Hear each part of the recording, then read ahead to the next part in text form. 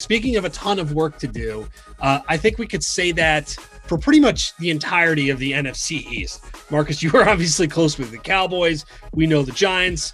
Washington's going to have to figure out an offense to pair with that defense.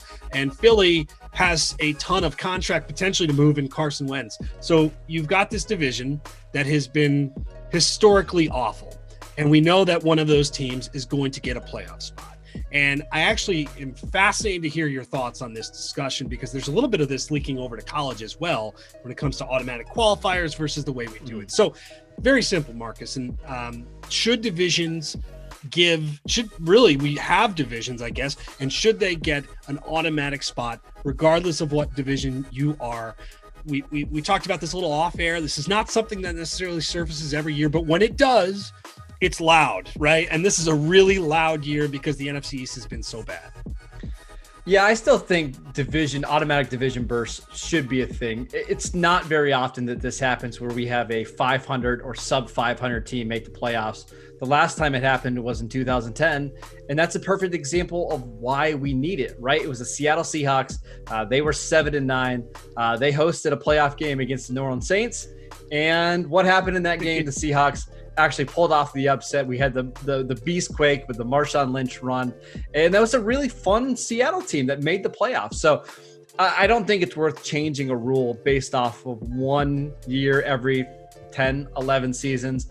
And again, it would not be all that surprising given the way the NFC East has gone this year, as if one of these terrible, awful teams wins the division, hosts the home playoff game, and then upsets Tom Brady in the first round. I'm actually expecting it at this point. I would love that. And if we're going to go down this path of eliminating division winners, then you've got to go further and don't even have conferences. Just put every team in, crown your top 16 or however you want to do it, seed them accordingly, and then play it out, in my opinion. And I don't agree with that. Yeah, do it like a college basketball bracket, right? 1 through 16, do it that way. Exactly. But I think, see, again, my college roots, I still think the regionalization of football is good. I still think there is some pride people have in beating rivals within their division and having that actually mean something and account for something.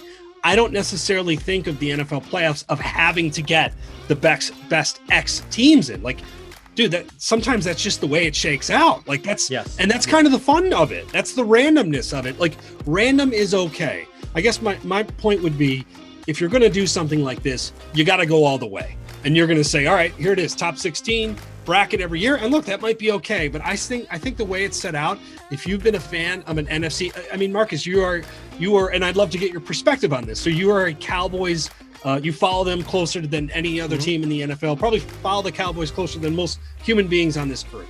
You have been going back and forth throughout the year between top 5 pick and playoff team, which is hilarious. So what has your emotions been when it comes to the Cowboys specific? Yeah, so initially I wanted the Cowboys to get a top 5 pick because I wanted them to be able to trade that pick for, a war chest of assets to continue to build their defense. But once it became pretty clear that the Cowboys weren't going to have a top 3 or 4 pick, there's really no difference in this draft. And again, you can kind of speak for this from being a college guy, from 9 to 20 in this draft. There's just not those elite defensive playmakers that we have in typical years. There's not a Chase Young or a Myles Garrett. It's all a lot of opt-out guys that we don't really know a lot of, some kind of underwhelming guys that played this season. So I really don't think there's a big drop at all in talent from 7 to 20. So let's go win the division. Let's have an extra game. Let's host a playoff game against Tom Brady. Obviously the Cowboys or Washington or the Giants, they're not going to go far into the playoffs. But could they pull off a win and just have one more fun game this season? Why not? Yeah, totally. And look, I am pushing for this in college to get a Pac-12 team in as an automatic qualifier that wins their conference. I think it's good. I think it involves more people. And again, it doesn't necessarily, as odd as it seems, it doesn't have to be the best X amount of teams. This is about, what's good for the product, what's good for the fans, what's good for the watchability. There's something also completely enjoyable about watching people lose their minds over one of these teams getting in, and maybe a team like Cleveland or Indy or Arizona or the Rams or Chicago. I mean, you've got some teams that have had good years that are going to be out, and guess what? That's the way it goes. It's okay. Win another game. Okay. It happens. I mean, Don't lose to the Jets, Browns. How about that? Don't lose to the Jets. Yeah, seriously, don't lose to the Jets is should be a T-shirt, frankly, that everyone could wear.